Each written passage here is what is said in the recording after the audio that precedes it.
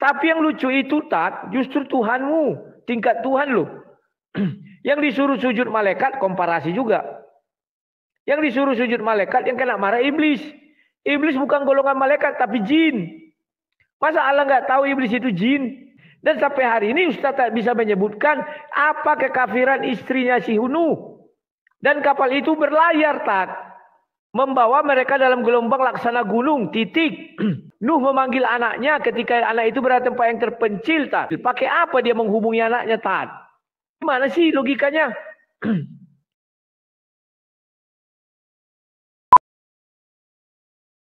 Selamat malam kepada seluruh pemirsa, baik pemirsa Ustadz Najah ataupun sang debaters. Malam ini kami berdiskusi untuk tema yang baru. Kenapa kami harus sering berdiskusi? Karena memang banyak kesamaan dan perbedaan. Dari kesamaan itu timbul jadi perbedaan ya di dalam Bible dan Al-Quran. Nah, malam hari ini kami masuk ke dalam pembahasan tentang Nuh. Setelah kemarin tentang Musa, sekarang tentang Nuh. Nuh di dalam Bible itu dimulai daripada Kejadian 6. Di mana di situ Tuhan mulai melihat anak-anak manusia, anak-anak Tuhan menikahi manusia dan manusia lama itu dikatakan raksasa-raksasa. Maka di situ menyesalah Tuhan. Maka dia memiliki seorang abdi atau nabinya bernama Nuh. Kemudian Tuhan mengatakan Nuh itu punya 3 anak, Sem, Ham, dan Yafet. Maka Tuhan memerintahkan Nuh untuk membuat bahtera dan memasukkan ke dalamnya hewan-hewan berpasang-pasangan. Ya. Kemudian Nuh memberitakan hal itu kepada sekitarnya. Tetapi orang sekitar tidak mendengar. Jadi yang terjadi adalah yang selamat di dalam bahtera itu ada Nuh, istrinya, 3 anaknya, Sem, Ham, Jafet, dan 3 orang menantunya. Nah, perjalanan mereka itu di air bahtera itu sampai akhirnya surut. Ya. Setelah surut, yang terjadi adalah mereka mulai bercocok tanam anggur. Dan waktu itu Nuh mabuk dan dia telanjang. Ya. Sehingga anak-anaknya mentertawai dia. Si Sem menutup. Jadi si Sem lah jadi anak keturunan, garis keturunan daripada si Nuh. Sem, Ham, Yafet. Ya. Nah, kemudian kawan-kawan bahwa perbedaan ini, kemudian Nuh ini di dalam perjalanannya sampai dia kepada keturunan-keturunannya ya. Nanti kita akan melihat Nuh di dalam Islam bagaimana, nanti biar diterangkan Ustadz Najah. Kemudian dia beranak cucu dan lahirlah cucunya yang bernama Kan'an. Itu anaknya cucunya Nabi Nuh bernama Kan'an. Ya, nah, di dalam cerita Nuh di dalam Bible seluruhnya selamat, mereka 8. Tak satu pun orang yang selamat. Tidak ada manusia yang selamat, hanya mereka 8. Lalu mereka berkembang biak, menjadilah manusia kita yang sekarang. Jadi kita yang sekarang ini sebenarnya berasal dari keturunan Nuh lagi ya. Setelah Adam dan Hawa, maka Nuh lagi pelanjut generasi ya yang tersisa 8 orang itu. Sehingga boleh kita katakan estafet dari Adam dan Hawa diambil oleh Nuh. Itulah kita yang sekarang ini. Jadi kalau ada yang bertanya, kapan manusia pertama sekali mendengar kokok ayam secara serentak di seluruh dunia? Itu ketika zaman Nabi Nuh di Bahtera Nuh. Karena manusianya 8. Ini. Setelah Nuh, ini Nuh yang di Kejadian 9 ayat 24. Setelah Nuh sadar dari mabuknya dan mendengar apa yang dikatakan anak dilakukan, anak bungsunya kepadanya berkata, ya terkutuklah Kanaan. Hendaklah dia menjadi hamba paling hina bagi saudara-saudaranya. Lagi katanya, terpujilah Allah Sem. Jadi si Sem ini yang dibilang dikasih Nuh garis penerusnya Allah Sem katanya terpuji ya. Itulah yang nanti akan menjadi cikal bakal Allah Abraham, Allah Isa, Allah Yakub. Allah meluaskan kiranya tempat kediaman Yafet dan hendaklah ia tinggal di kemah-kemah Sem. Tetapi hendaklah Kan'an menjadi hamba baginya. Jadi Sem, Ham, Yafet. Anak si Ham lah si Kan'an ini ya. Jadi itulah yang bisa saya jelaskan untuk pembukaan kali ini. Nanti kami akan banyak berdebat ya, bertarung. Terima kasih lope-lopenya. Ini yang harus kami eksplor. biar kalian paham ternyata banyak perbedaan mengenai Nuh di dalam Al-Quran dan Nuh di dalam Bible. Kita tunggu ya nanti keterangan daripada Ustadz Najah. Itulah yang bisa saya sampaikan, lebih dan kurangnya mohon maaf. Kawan-kawan jangan lupa support saya agar saya tetap bisa melanjutkan ini terus-menerus ya, diskusi-diskusi seperti ini. Ingat, kita bukan mengenai bebal atau tidaknya bebal.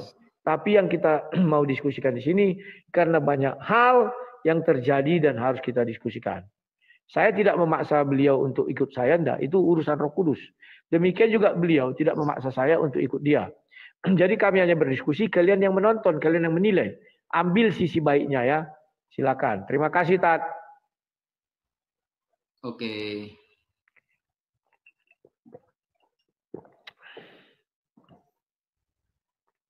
Ini masih pembukaan ya. Ya. Mana ini gak muncul? Sabar, Tat. Dia lagi minum sebentar. Sama kayak kita. Minum juga. Silakan, Tat. Oke. Bismillahirrahmanirrahim. Assalamualaikum warahmatullahi ta'ala wabarakatuh. Alhamdulillah wassalatu wassalamu ala rasulillah Sayyidina Muhammad ibn Abdillah wa ala alihi wa sahbihi wa man walah, amma ba'd. Sahabat muslimin yang dirahmati oleh Allah, pada kesempatan kali ini saya dengan Mas Rudi Yohanes membahas mengenai Nabi Nuh dalam perspektif dua agama. Sekarang saya ingin menjelaskan mengenai Nabi Nuh dalam sisi Islam, teman-teman. Nama lengkap Nabi Nuh itu ya Nuh bin Lamik bin Matwa Syalah, kemudian bin Khonuh atau kita sebut dengan Nabi Idris, kemudian bin Qinan atau Khonin, kemudian bin Yarid atau Yarod, bin Mahlail atau Mahlayil, kemudian bin Anush, bin Syith atau kita katakan Nabi Syith, bin Adam alaihi salam sebagai Abul Bashar, ayahnya para nabi. Nah, Nabi Nuh ini adalah seorang rasul dan orang pertama yang mendapatkan gelar ulul azmi. Jadi seorang rasul yang istimewa, teman-teman. Beliau orang pertama yang mendapatkan gelar ulul azmi. Kemudian Nabi Nuh ini diceritakan di dalam Al-Quran itu tidak secara lengkap banget memang.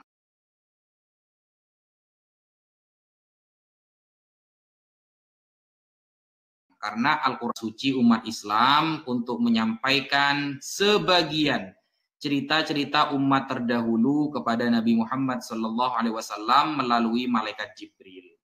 Nah, Nabi Nuh alaihi salam itu tugasnya menyampaikan tauhid salah satunya. Makanya di dalam surah Al-A'raf ayat ke-59 di sana secara tegas Allah berfirman, laqad arsalna Nuhan ila qaumih faqala ya qaumi ibudullaha ma lakum min ilahin ghairu. Kemudian kata Allah, sungguh kami telah mengutus Nuh kepada kaumnya. Lalu Nabi Nuh mengatakan kepada kaumnya, sembahlah Allah karena tiada Tuhan yang berhak disembah kecuali Dia. Nah, inni akhafu alaikum adzaba yaumin azim. Jadi aku khawatir atas kalian wahai umatku akan mendapatkan siksa yang sangat pedih. Maksudnya nanti di hari kiamat kalau tidak menyembah Allah Subhanahu wa taala. Jadi Nabi Nuh ini tidak pernah mengajarkan di luar tauhid, teman-teman. Hanya mengajarkan menyembah kepada Allah. Kemudian biasanya yang masyhur Nabi Nuh ini ceritanya itu mengenai pembuatan bahtera. Jadi Bible dengan Al-Quran ini sepakat bahwa Tuhan memerintahkan Nuh ini untuk membuat bahtera dan akan menghukum kaumnya dengan yang namanya banjir. Ya, banjir. Nah, mengenai bahtera ini disebutkan beberapa ayat di dalam Al-Quran. Contoh, salah satunya di dalam surah surah Hud ya, ayat 36 sampai 39. A'udzubillahi minasyaitonirrajim. Wa uhiya ila Nuh annahu la yu'mina min qaumika illa man qad amana fala tabta'is bima kanu yaf'alun. Wasna'il fulka bi'ayunina. Yang artinya telah diwahyukan oleh Allah kepada Nuh, ketahuilah bahwa tidak akan beriman di antara kaummu kecuali orang-orang yang benar-benar telah beriman. Maka janganlah engkau bersedih atas apa yang selalu mereka perbuat. Dan kata Allah, wasna'il fulka bi'ayunina. Buatlah bahtera dengan pengawasan kami. Nah, di sini pembuatan bahtera ini memang untuk menghukum kaum-kaum Nabi Nuh yang tidak beriman kepada beliau, teman-teman. Kemudian di sana mulailah Nabi Nuh itu membuat bahtera. Nah, setiap kali para pemuka kaumnya berjalan melewati itu, nah, mereka selalu mengejek Nabi Nuh alaihi salam. Kemudian juga diterangkan di dalam surah Al-Qamar ayat 13, wa hamalnahu ala dzati alwah wa dusur tajri bi ayunina jazaa'an lima kana kufir. Nah, artinya kami mengangkut dia, Nuh, membawa Nabi Nuh ke kapal yang terbuat dari papan dan pasak yang berlayar dengan pengawasan kami, kata Allah. Sebagai balasan kebaikan bagi orang yang telah diingkari kaumnya. Nah, itu adalah ayat-ayat mengenai Nabi Nuh, teman-teman. Juga dijelaskan tentang pembuatan bahtera itu di dalam surah Al-Mu'minun ayat ke-27. Nah, sudah selesai ya. Oke, karena waktunya sudah habis, lanjut setelah ini, teman-teman.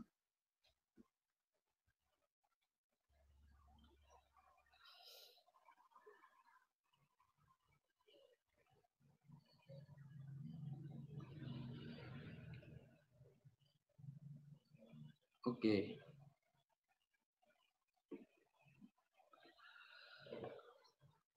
Suaranya nggak ada, Mas Rudi.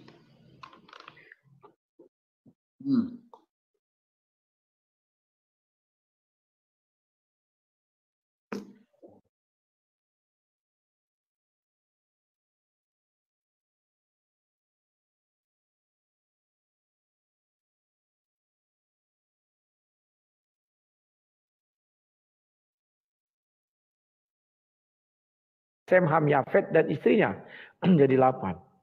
Yang masuk di dalam bahtera Nuh di dalam Al-Quran itu lebih dari 8. Nuh, istrinya tidak ikut karena kafir. Anaknya kita nggak tahu siapa anaknya. Anaknya satu tenggelam, ya kita nggak tahu siapa namanya, tapi dalam tafsir namanya Kan'an. Kemudian orang-orang yang beriman. Jadi bukan hanya Nuh dengan keluarganya aja di situ, tapi orang-orang beriman, ya. Nah, jadi itulah sebabnya saya mengatakan bahwa Nuh di dalam Al-Quran dengan Nuh di dalam Bible berbeda. Kemudian yang membuat saya lebih berani mengatakan itu berbeda. Kalau kita lihat kisah penciptaan babi, ternyata menurut tafsir At-Tabari, ya, atau di dalam buku ini, siapa namanya? At-Tabari sih sebenarnya, ya, Syekh Muhammad bin Ahmad bin Ilyas.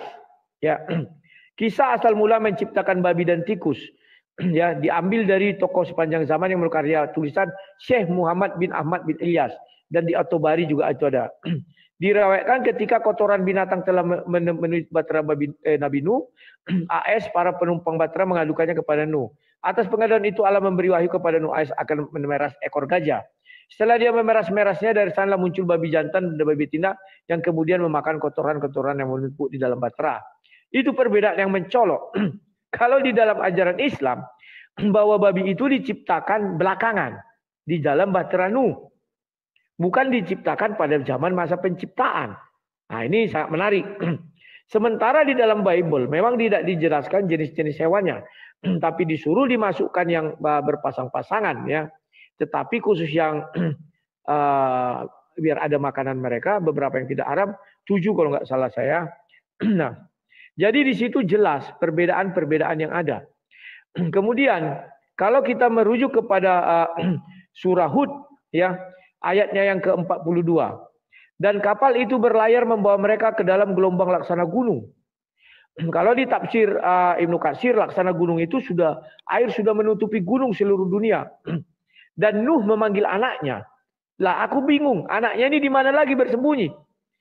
Sedangkan itu sudah laksana gunung semua. Ya. Ketika dia anaknya itu berada di tempat jauh yang terpencil. Dengan apa Nuh memanggil anaknya di tempat jauh terpencil? Apakah saat itu sudah ada handphone? Kan tidak ada. Yang ada teriakan. Ketika air bah itu naik, maka gemuruh angin pasti kuat. Maka suara pun tak terdengar. Wahai anakku, naiklah ke kapal bersama kami dan jangan engkau bersama orang kafir. Kemudian dia katakan lagi, dia anaknya menjawab, aku akan mencari perlindungan. Masih bisa mereka berdialog. Padahal air sudah setinggi gunung. Ya, aku akan mencari perlindungan ke gunung yang dapat menghindarkan aku dari air bah Nuh, katanya. Ya, jadi saya heran di sini, ke gunung mana lagi dia mau pergi? Ya, tidak ada yang melindungi dari siksaan Allah pada hari ini selain Allah yang Maha Penyayang, dan gelombang menjadi penghalang antara keduanya. Maka dia anak itu termasuk orang yang ditenggelamkan. Di dalam Al-Quran dijelaskan bahwa Nuh anaknya salah satunya tenggelam. Cuman kita nggak tahu siapa. Hanya berupa tafsir ya. Nah, difirmankan, wahai bumi telanlah airmu, dan wahai langit hujan berhentilah, dan air pun disurutkan. Dan perintah pun diselesaikan, dan kapal itu berlabuh di atas gunung Judi. Dan dikatakan binasalah orang-orang zolim. Ya. Jadi itulah perbedaan yang bisa saya jelaskan. Dan yang terakhir, istri Nuh itu termasuk orang zolim. Ya, dia bersama Lut. Lut itu ketika disuruh melihat, jangan melihat ke belakang, dia melihat maka dia jadi tiang garam. Dibilang dia di situ sudah kafir. Artinya kalau disamakan berarti istri Nuh pasti tenggelam karena disuruh naik nggak mau. Sama dengan anaknya. Memang tidak ada tertulis ya. Hanya dikatakan istri Nuh itu adalah dua contoh yang kafir sekalipun suaminya adalah seorang nabi ya. Ya, itulah yang bisa saya apakan sebagai pembuka tat. Silakan nanti kalau mau dijelaskan. Terima kasih. Terima kasih atas hati targetnya ya. Jazakallah khairan katsiran. Waduh, udah 1000 dia kawan kita aja 500. Bah. Kalau telak ini. Oke. Yuk. Iya. Silakan. Bismillahirrahmanirrahim. Ya, sebagaimana perdiskusian yang kemarin-kemarin, selalu saja Mas Rudi Yohanes mengatakan bahwa ini Musa versi Islam dengan versi Kristen Yahudi beda orang. Yesus juga seperti itu. Nabi Nuh juga seperti itu. Ingat Mas Rudi, berbeda cara menceritakan atau lengkap dan tidak lengkapnya sang penulis dalam menceritakan tidak menunjukkan dua orang itu berbeda, Mas Rudi. Bisa jadi orang yang mengisahkan tentang cerita Nabi Nuh itu ada tujuan hanya mengambil ibrohnya saja. Ada tujuan menceritakan tentang historis keadaannya. Ada yang bertujuan menceritakan tentang anak-anak dan keluarganya. Nah, tidak akan pernah sempurna. Baik Bible ataupun Al-Quran, tidak mungkin langsung menceritakan semuanya, tidak. Dan ketika Mas Rudi berargumen bahwa Nuh yang ada di dalam pemahaman Mas Rudi dan di dalam Islam itu beda, coba. Ada beberapa kesamaan Mas Rudi yang tidak bisa dibantah. Satu, nama Noah sama. Yang kedua, jaraknya tidak terlalu jauh banget, tidak seperti Nabi Ismail, Ishak kepada Yesus, tidak. Antara Adam dan Nuh itu jaraknya sama, tidak terlalu jauh. Baik Bible ataupun Al-Quran menjelaskan memang tidak terlalu jauh. Yang ketiga, sama-sama disuruh untuk buat bahtera, untuk menghukum kaumnya yang tidak beriman. Itu kesamaannya. Jadi tidak mungkin Mas Rudi akan menemukan fakta sejarah bahwa orang yang bernama Nuh jaraknya tidak terlalu jauh kepada Adam dan dia disuruh buat bahtera dan dia ada dua orang. Tidak mungkin Anda menemukan, Mas Rudi. Tidak mungkin. Nah, masalah orang-orang yang ikut contohnya. Orang-orang yang ikut di bahtera Nuh. Kalau di dalam Islam ada sekitar 80 orang ya. 80 orang yang beriman atau suami istri, 40 pasangan ya. Kemudian ada hewan. Ada beberapa hewan yang ikut. Nah, contoh kayak tadi. penciptaan babi, penciptaan singa, dan lain sebagainya, itu terkesan memang lebih lengkap di dalam Islam. Di dalam tafsir At-Tabari, tafsir Ibnu Katsir, meskipun riwayatnya tidak banyak yang sahih, banyak yang dhaif. Nah, tetapi tujuan penulis itu lalu tidak bisa kita katakan mereka berdua berbeda. Karena sama-sama ada bahteranya. Dan itu diyakini dan disamakan. Disamakan oleh para penulis semuanya. Pernahkah Mas Rudi menemukan data arkeolog bahwa Nuh ternyata ada dua? Versi Islam dengan versi Kristen? Tidak ada. Itu cuma cara penulisannya yang berbeda. Menjelaskan orangnya ini saja yang berbeda. Dan semuanya mengajak kaumnya itu untuk menyembah kepada Tuhan. Ketika kaumnya mengingkari, makanya saya sebutkan kan tadi kan, surah Al-A'raf ayat ke-59. Laqad arsalna Nuhan ila qaumih, faqala ya qaumi ibudullaha ma lakum min ilahin ghairuh. Wahai kaumku, sembahlah Allah, tiada Tuhan yang berhak disembah kecuali Dia. Nah, sama-sama menerapkan tentang mengajak untuk menyembah sesosok Tuhan. Nah, kalau hanya perbedaan para pengikut, itu tergantung penulisnya. Tergantung penulisnya. Bukankah di dalam Bible juga banyak perbedaan antara jumlah? Ingat ya, di Bible itu sering berbeda-beda tentang satu ayat dengan ayat yang lain, padahal ceritanya sama. Tapi jumlahnya berbeda. Ada yang 7.000, ada yang 170.000. Apakah lalu itu berbeda kisahnya? Ya enggak, sama. Tergantung penulisnya siapa, kan begitu. Perspektif penulisnya itu bagaimana. Makanya di dalam Al-Quran contohnya, di dalam surah, apa ini namanya ya? Bentar.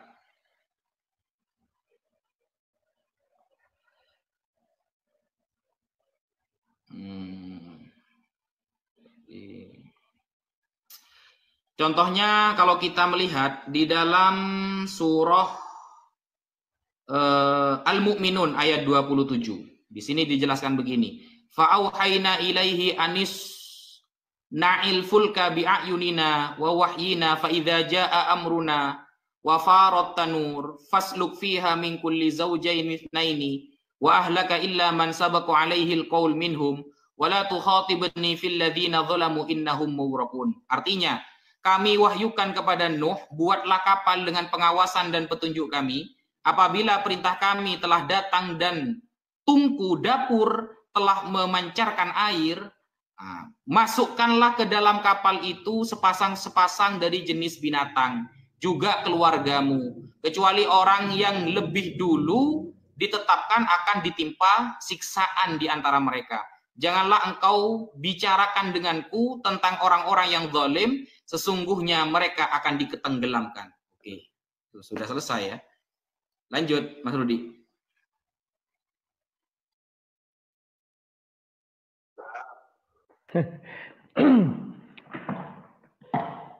Oke, terima kasih Tat. Ya, Ustadz tidak terima bila dikatakan ada Nuh ada dua, kan begitu. Kalau tidak terima Tat, maka konsekuensinya adalah harus kita katakan satu asli, satu palsu. Apakah demikian? Karena tidak mungkin ada satu Tuhan yang sama berfirman di dalam dua kitab suci dengan firman yang berbeda. Kan begitu. Di dalam Bible, di dalam Taurat, Allah SWT berfirman begini. Di dalam Al-Quran, matikan mic-nya Tat. Di dalam Al-Quran berfirmannya begini. Dan itu menimbulkan dua hal yang kontradiksi. Ya. Kalau saya melihatnya bahwa lebih baik ada dua daripada satu. Kalau ditanya, ya yang mana ya yang menurut Islam dan Kristen itu, kok Nuh bisa dua? Apakah ada pernah membuat dua bahtera? Ya biarin saja. Kalau saya membayangkan dunia ini ada dua sisi goib sama sisi nyata. Kan kita nggak tahu. Daripada kita paksakan satu, maka mau tak mau kita harus menghakimi satu yang asli, satu yang palsu. Kenapa saya katakan harus dua? Karena kalau kita lihat di dalam Al-Quran, istri Nuh itu adalah menjadi golongan kafir. Karena dia mati seperti istri Lut. Ini sangat penting. Sementara di dalam Bible istrinya selamat. Dan yang kedua, Nuh punya anak namanya Kan'an, 4 anaknya. Sementara Bible 3. Anak siapa satu lagi mau diambil-ambil ini? Ya. Kemudian di dalam Al-Quran ada 80 orang yang selamat. Di dalam Bible hanya 8. 10 kali lipat. Lantas kita mengatakan ini sama. Bagaimana ceritanya? Ini samalah dengan kita ketika mengatakan, saya takutnya ada orang bernama Nuh. Nuhnya ini Nuh lain. Bukan Nuh yang di dalam Bible. Karena nama Nuh banyak. Ya. Nama Noah banyak. Bahkan grup band pun ada Noah kan gitu ya. Nama Noah banyak. Noah yang satu lagi itu memiliki anak 4. Nuh yang di dalam Bible memiliki anak 3. Peristiwanya hampir sama. Bisa jadi peristiwa ini sama. Dituliskan. Kalau memang itu dikatakan dipaksakan sama. Bagaimana cara menulisnya ini? Sehingga bisa sama.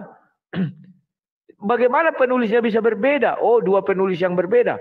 Memang siapa sih penulis kitab Hud? Nanti tolong dijawab Tat ya. Siapa penulis kitab Hud sehingga berbeda dengan dari apa yang di Bible itu? Kalau memang Ustaz bilang ya, masukkan terdapat di kitab Hud itu. Yang Ustaz baca tadi kan Hud 36 sampai berapa? Yang masuk yang itu. Siapa yang menuliskan itu sehingga berbeda dengan apa yang ada di Bible? Atau sudahlah, siapa yang menuliskan Nuh di dalam Al-Quran sehingga berbeda dengan apa Nuh yang ada di dalam Bible? Itu sangat penting. Kalau dibilang adalah orangnya berbeda, ya bisa jadi berbeda kan?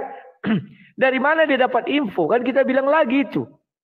Karena bagi kami, kisah perjuangan daripada istri si Nuh ini, istrinya, kalau sampai tenggelam, kami menolak. Karena istrinya diselamatkan. Bagaimana kami mau menerima istrinya tenggelam? Kemudian di dalam Al-Quran dikatakan 80 orang. Orang-orang beriman. Berarti Al-Quran mau menjelaskan bahwa saat itu sudah ada pengikut Nuh. Ketika dia berbicara, sujudlah aja kepada Allah. Berarti sudah ada agama. Sementara di Bible tidak dijelaskan ada agama. Ini penting sekali nih. Maka saya katakan karena diperintahkan sujud kepada Allah, maka Nuh itu berbangsa Arab yang di dalam Al-Quran. Yang di dalam Bible itu Nuh yang tidak mengerti Allah SWT. Karena dia belum ada mengatakan, wah tunduklah engkaunya kepada Allah, tauhid, sengaja, begitu-begitu. Enggak ada itu. Ya, jadi ini sangat penting bahwa Nuh di dalam Al-Quran berbeda dengan Nuh di dalam Bible. Nanti akan saya eksplor lagi perbedaan-perbedaan yang lain. Ya, tinggal 20 detik lagi ya. Ya, kawan-kawan, semangat. Jangan lupa tap-tap layar ya. Biar tambah kuat ini room, biar tidak rungkat-rungkat nanti. Saya sudah mulai ngerti arti rungkat. Saya bilang ya, artinya saya nggak tahu. Kepanjangannya pun aku nggak tahu. Ya, terima kasih Tat. Silakan Tat. Mak, kalah terus kita bro. Ustaz ini pendukungnya banyak ini ya. Mayoritas dia, kita minoritas. Berapa penontonmu Tat? 647. Wah sama, aku 656. Masya Allah. Ya, silakan Tat. Ya begini Mas Rudi Yohanes. Di kalangan para rabi sendiri, tentang anak-anak Nuh itu aja berbeda-beda loh. Bayangkan, di kalangan para rabi Yahudi, para penulis sejarah di kalangan Yahudi, anaknya Nabi Nuh itu aja berbeda-beda pendapat. Lalu apakah berarti itu Nuhnya ada banyak? Kan enggak gitu loh. Kan enggak. Lucu. Jadi begini ya, ada perbedaan sudut pandang dalam kalangan rabi Yahudi mengenai anak dari Nabi Nuh. Apakah 3 atau 4 dan lain sebagainya. Banyak perbedaan. Namun memang ada rabi yang terkemuka di kalangan orang Yahudi yang bernama Rabi Eliezer. Nah, dia berpendapat bahwa Nuh mempunyai 4 anak berdasarkan sebuah teks rujukan yang dia miliki. Teks tersebut sebuah teks yang belum dikanonkan, tapi yang berpendapat ini adalah rabi terkenal dari kalangan orang Yahudi, namanya Rabi Eliezer. Nah, anaknya Nuh ini ada 4, Kan'an, Ham, Shem, Yafet. Sedangkan yang masyhur kalau kita melihat ini ya, kalau kita buka di dalam contohnya teks yang sebelum ada penambahan itu kan tertulis begini. Anak-anak dari Nuh yang keluar dari Bahtera adalah Shem, Ham, dan Yafet dan Kan'an. Nah, ini ada teks yang belum terjadi penambahan. The son of Noah who went out from the ship were Shem, Ham, and Yafet and Kanaan. Jadi ada 4. Nah, sedangkan ketika sudah dikanonisasi, ternyata ada 3. Ham itu ternyata sebagai bapaknya Kanaan. Hanya ada Ham, Yafet, dan Shem. Ini para rabi saja berbeda pendapat gitu loh. Masa berarti Nuh itu ada banyak? Kan enggak juga, Mas Rudi. Kalau beda cerita itu berarti beda orang, bayangkan antara Matius 1 dengan Lukas 3 menceritakan silsilah Yesus sama-sama dari jalur Yusuf, itu ternyata nama-namanya berbeda loh. Nama-namanya berbeda semua. Apakah berarti Yesus ada 2? Yesus versi Matius dengan Yesus versi Lukas? Yang kan tidak. Begitu. Kemudian saya ada pertanyaan, Mas Rudi. Coba kita buka di dalam Kejadian 9 nomor 21. Setelah ia minum anggur, mabuklah dia, dan dia telanjang dalam kemahnya. Diceritakan Nuh mabuk dalam keadaan telanjang, Mas Rudi. Kejadian 9 nomor 22, maka Ham, bapak Kan'an itu, melihat aurat ayahnya, lalu diceritakannya kepada kedua saudaranya di luar. Nah, yang melihat auratnya Nuh, itu Ham. Tapi kenapa yang dikutuk malah Kan'an, cucunya? Di dalam Kejadian 9 nomor 25, berkatalah ia, terkutuklah Kan'an, hendaklah ia menjadi hamba yang paling hina bagi saudara-saudaranya. Kok bisa? Pertanyaannya itu kok bisa? Yang melihat auratnya itu adalah Ham, malah yang dikutuk cucunya yang bernama Kan'an. Padahal cucunya gak ngerti apa-apa kan? Cucunya gak ngerti apa-apa. Yang melihat auratnya Nuh ketika setelah dia mabuk, minum anggur, itu anaknya Ham. Kok malah yang dikutuk adalah cucunya. Nah, itu ya, itu dulu. Kemudian masalah Kan'an yang dikutuk oleh Nuh itu memang sangat apa ya? Gak masuk akal gitu loh. Gak masuk akal. Masa anaknya yang lihat auratnya malah cucunya yang dikutuk. Terus saya berstatement seperti Mas Rudi sekarang ya. Kalau menurut Mas Rudi, beda cerita itu beda orang. Kata Mas Rudi seperti itu. Oke, kalau kita lihat antara Ezra dengan Nehemia, di dalam Ezra, ya Ezra 2 nomor 5, jumlah anak Arah itu tertulis 775. Sedangkan di Nehemia 7 nomor 10, anaknya Arah itu tertulis 652. Beda. Berarti ada 2 orang nih Arahnya antara Nehemia dengan Ezra. Atau di dalam 2 Raja-Raja 8 nomor 26, umur Ahazia ketika naik menjadi raja tertulis 22 tahun. Tetapi di dalam 2 Tawarikh 22 nomor 2, ternyata umur Ahazia ketika menjadi raja 42 tahun. Apakah berarti ini Ahazia yang berbeda? Hanya beda umur. Itu kan perbedaan penulis, Mas Rudi. Tidak bisa kalau kita mengatakan, oh, berarti ada 2 orang nih dong. Berarti Ahazia, Nehemia, Raja-Raja, Tawarikh itu menjelaskan 2 orang semua berarti. Begitu juga Yesus. Sekian. Masya Allah. Jazakallah teman-teman. Suaranya gak ada, Mas Rudi?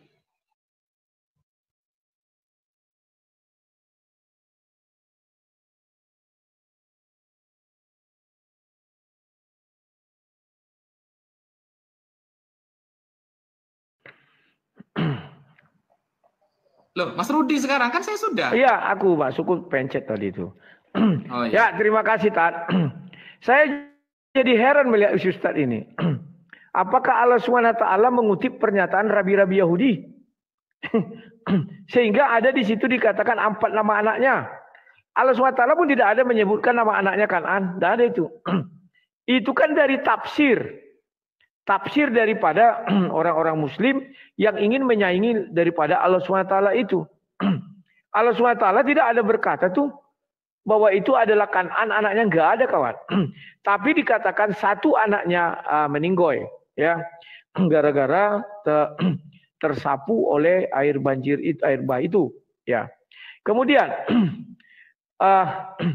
perbedaan antara para rabi itu kan lahirnya sekarang-sekarang, wajar. Ini Tuhan loh. Tuhan yang berfirman, bukan rabi. Masa bisa berbeda Tuhan berfirman di kitab suci 1, berbeda dengan di kitab suci 2? Tuhan loh Tat, bukan penulisnya yang berbeda, Tuhan yang berfirman. Pahami dulu. Kalau rabi-rabi wajar, rabi-rabi tidak hidup di zaman itu. Maka mereka mengulas semua itu berdasarkan konsep yang mereka pikirkan. Tapi kalau Tuhan, dia yang maha tahu, dia yang melihat kejadian itu semua dan dia merestui kejadian itu. Tidak mungkin perbedaan dua cerita begitu ya. Kemudian Ustadz mengambil kitab yang tadi, nanti kita bahas mengenai itu Tat, itu sudah melebar. Ya. Sementara nanti ku jelaskan, perbedaan di Bible itu tidak ada perbedaan yang menyolok. Tentang misalnya siapa ayahnya, siapa ibunya. Kalau mengenai Yesus tadi Ustaz bilang. Kemudian yang mengenai yang lain ada. Kenapa? Di dalam sejarah Yahudi ini sedikit aja ku jabarkan. Kita tidak menyentuh itu. Bahwa ada orang memiliki satu istri, banyak istri dan segala macamnya. Ada satu perempuan juga memiliki beberapa bapak. Itu nanti kita ulas berikutnya Tat. Kita tidak melebar ke situ. Nah, kemudian Tat. Di dalam Al-Quran itu, Tat, menurut Ustadz, pengambilan nama anak yang wafat itu, dari mana sumbernya? Apakah dari Rabi Yahudi? Ada enggak Rabi Yahudi yang mengatakan bahwa anak Nuh ada yang ditelan oleh gelombang itu? Ada enggak dikatakan situ anak Nuh dihempaskan oleh air banjir itu? Ada enggak?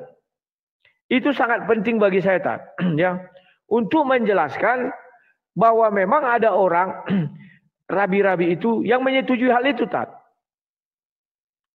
Kalau bisa rabinya Ustadz bisa sebutkan, apakah rabinya itu ada di tahun sebelum Muhammad lahir atau sesudah Muhammad lahir?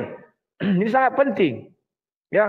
Nah, kemudian Tat, tolong dijawab yang saya tanyakan tadi, Tat. Ya. Di situ dijelaskan tafsirnya Ibnu Katsir, air laut sudah lebih tinggi dari gunung. Ya. Bagaimana anaknya bisa memanggil? Tunggu kubukakan. Hud ayatnya yang ke-42. Dikatakan di tafsir Ibnu Katsir, artinya dan kapal itu berlayar membawa mereka ke dalam gelombang laksana gunung. Maka Ibnu Katsir mengatakan begini. Maksud bahtera itu berlayar membawa mereka di atas permukaan yang telah menggenangi semua dataran bumi. Yang ketinggiannya sampai menutupi puncak gunung yang tertinggi. Jadi kalau memang satu, menurut saya ini palsu, Tat. Nuh yang palsu. Kalau sama Ustaz bilang, kenapa saya katakan Nuh yang palsu? Dari kalimat tafsir aja orang sudah setinggi gunung. Apa masih ada orang yang bisa memanggil-manggil orang yang sudah setinggi gunung? Gak ada, Tat. Gimana sih? Kecuali dibilang masih baru mau naik air bahnya. Hujan masih baru datang. Ini sudah setinggi gunung. Ibnu Katsir aja mengakui. Maksudnya bahtera itu berlayar membawa mereka di atas permukaan yang telah menggenangi semua dataran bumi. Yang ketinggiannya sampai menutupi puncak-puncak gunung yang tertinggi. Dan lebih tinggi 15 hasta darinya. Menurut pendapat lain tinggi banjir besar itu mencapai 80 mil. Bahtera Nabi itu berlayar dari permukaan dan seizin Allah dengan pengawasan pemilihannya. Baru bilang, dan kami angkut Nuh ke atas bahtera yang membuat dari papan dan paku berlayar ini. Jadi Tat, ini sangat-sangat lucu Tat. Ya, bagaimana anaknya itu bisa masih berteriak bertanya jawab dengan Nuh?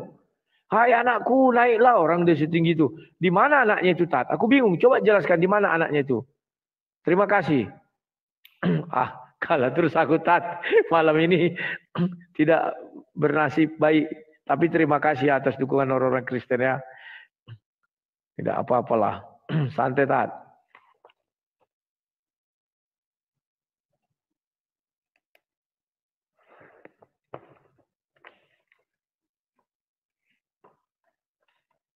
Silakan.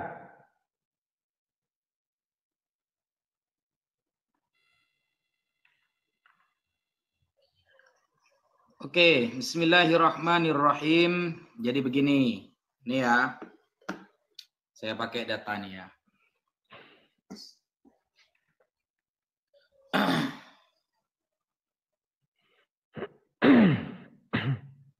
Ini ya. Pirkei the Rabbi Eliezer. Rabbi Eliezer ini adalah seorang rabi terkenal di kalangan Yahudi yang beliau berpendapat bahwa anak Nabi Nuh itu aja berbeda-beda. Nah, Pirkei the Rabbi Eliezer adalah sebuah karya agadik midrasik tentang Taurat yang berisi eksegesis dan penceritaan ulang kisah-kisah Alkitab. Nah, kemudian menurut Ensiklopedia Yahudi, karya tersebut dikomposisikan di Italia tak lama setelah tahun 830 Masehi. Para cendekiawan sepakat bahwa Pirkei the Rabbi Eliezer adalah sebuah karya abad ke-8 atau 9. Kutipan terawal dari karya tersebut tercantum dalam sebuah fragmen dari Pirkei ben Baboy. Nah, di sini ternyata setelah kita lacak, lebih dulu Al-Quran yang menceritakan tentang istilah-istilah dan cerita Nabi Nuh daripada perbedaan pendapat para rabi-rabi tersebut. Ini baru ada di abad ke-8 atau abad ke-9, Mas Rudi. Jadi tidak mungkin Al-Quran itu mencontek yang lain, tidak mungkin, Mas Rudi. Makanya kan narasi di dalam Al-Quran itu, musaddiqan lima baina yadayhi minat Taurat wal Injil. Adanya Al-Quran itu membenarkan apa-apa yang sudah tertulis di dalam Taurat dan Injil. Maksudnya membenarkan itu berarti bukan harus tertulis semuanya, Mas Rudi. Nah, apa yang Mas Rudi sampaikan kan rata-rata dari tafsir Ibnu Katsir itu. Sedangkan di dalam tafsir itu, cara penulisan tafsir itu, semua riwayat akan ditampilkan. Tapi harus kita kaji lagi mana yang sahih dan mana yang batil. Nah, dan tadi pertanyaan saya belum dijawab oleh Mas Rudi tentang ketika Ham yang melihat auratnya Nuh, ternyata Kan'an yang dikutuk, itu belum terjawab, Mas Rudi. Padahal Ham yang melihat auratnya Nuh, tapi yang dikutuk malah Kan'an. Kemudian dilihat melalui perangkat konseptual dari paradigma pelengkap kritik Alkitabiah, salah satu bentuk kritik sumber kemungkinan besar dalam versi cerita yang lebih awal. Nuh memiliki 4 putra, bukan 3, kan Sem, Ham, Yafet, dan Kan'an. Namun sumber imam yang belakangan mempunyai tradisi yang berbeda bahwa Nuh hanya mempunyai 3 anak laki-laki. Dan ini bukan tertulis di data saya ya, ini saya tampilkan datanya ya. Jadi ini sebenarnya masih ada perbedaan pendapat, Mas Rudi. Tapi tidak bisa dikatakan ini banyak orang gitu. Iya.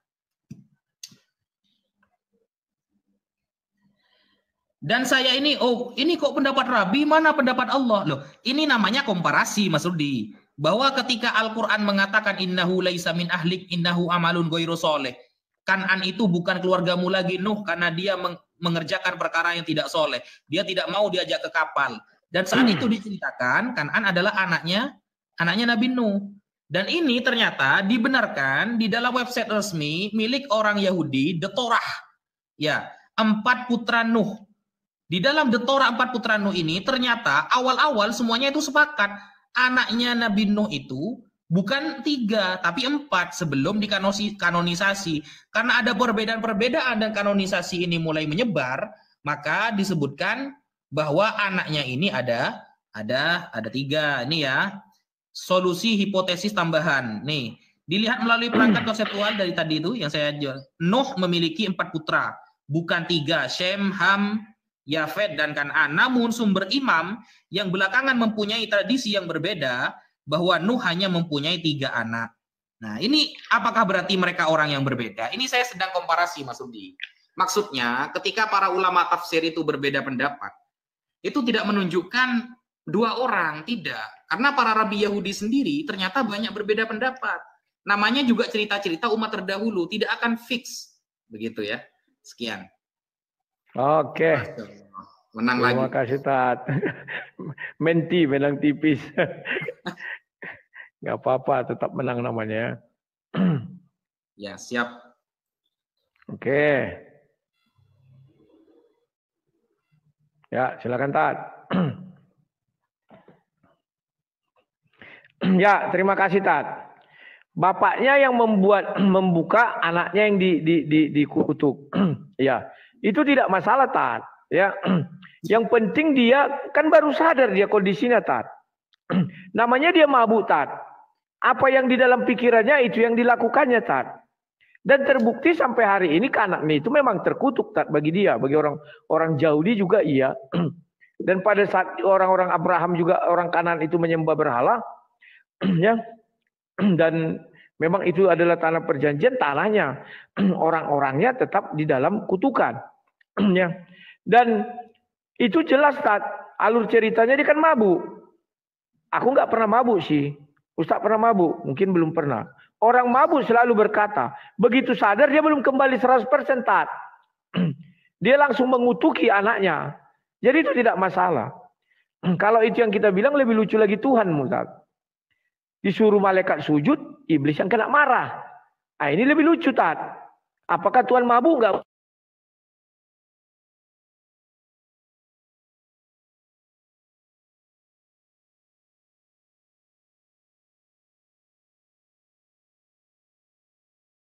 Kemudian mengenai rabi-rabi tadi Tat. Ya. Makanya aku katakan sama Ustadz. Ketika pertama ngambil Eliezer 830.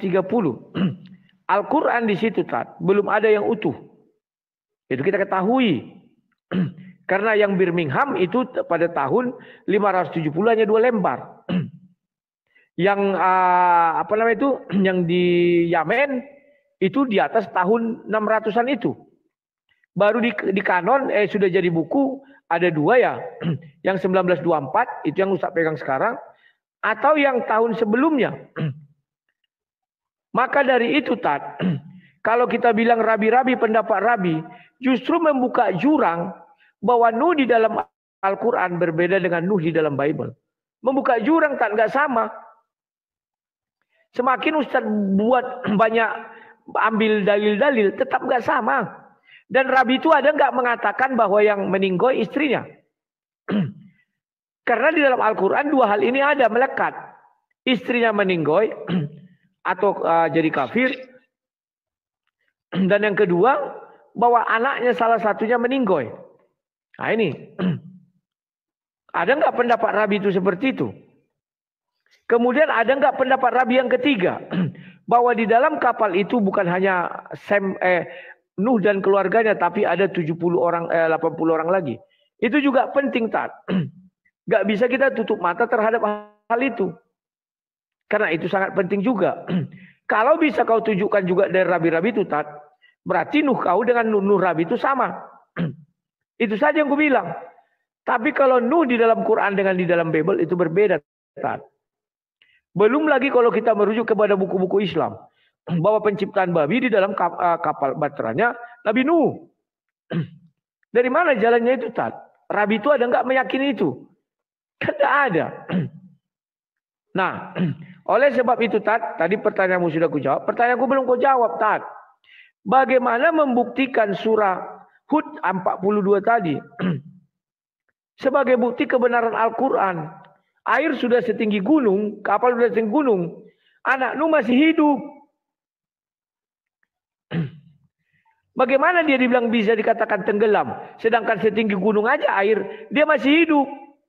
Ngerti maksudku Tat? Air sudah setinggi gunung, masih berbicara si Nuh sama anaknya. Kok bisa dibilang anaknya tenggelam, sedangkan setinggi gunung aja dia nggak mati? Ya. Bagaimana bisa dikatakan dia tenggelam? Itu maksudku. Kalau itu bisa kau buktikan Tat, berarti kitab Al-Quranmu benar, tapi tidak menjamin itu adalah sama Bible dengan Al-Quran. Gak sama Tat, tetap gak sama. Semakin banyak kau buka menurut Rabi ini, makin tambah gak sama. Karena kau banyak PR. Mencari Rabi Eliezer itu ada nggak mengatakan istrinya kafir. Ada nggak mengatakan di dalam baterai itu 30 orang. 80 orang. Ada nggak mengatakan anaknya masih berdialog? Nah, itu penting, Tat. Tolong dijawab, itu dari tadi belum dijawab ya, Tat ya. Bagaimana itu Ustaz menjelaskan? Karena sangat penting bagi saya. Ya, silakan. Terima kasih.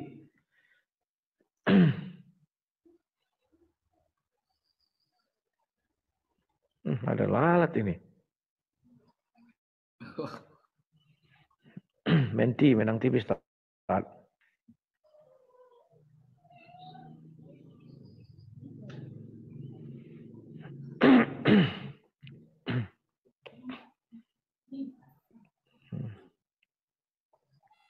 Ya, silakan, Tat.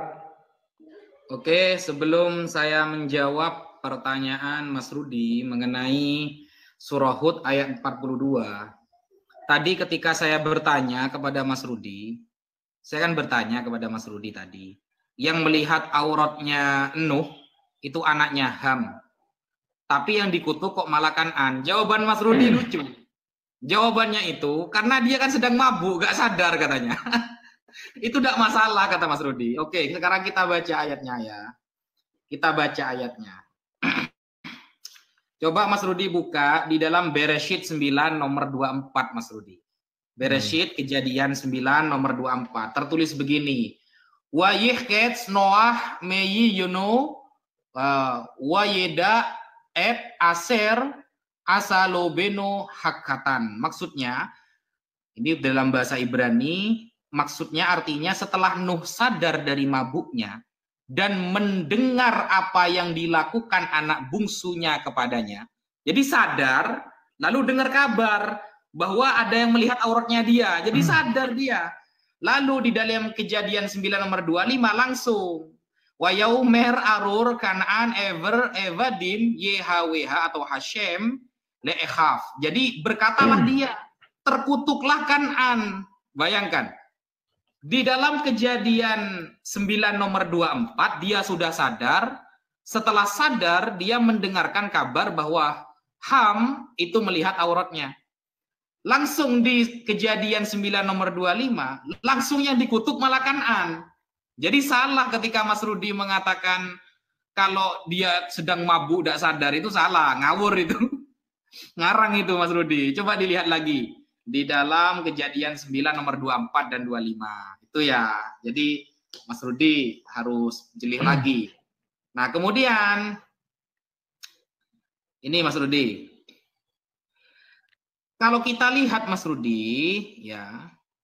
Di sini Nabi Nuh berarti secara pemahaman Mas Rudi itu melanggar firman Allah. Coba Mas Rudi buka di Yehezkiel 18 nomor 20. Yehezkiel 18 nomor 20 Mas Rudi. Orang yang berbuat dosa itu yang harus mati.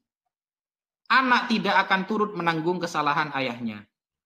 Dan ayah tidak akan turut menanggung kesalahan anaknya. Orang benar akan menerima berkat kebenarannya. Dan kefasikan orang fasik akan ditanggung atasnya. Nuh ini ya, kalau sampai yang di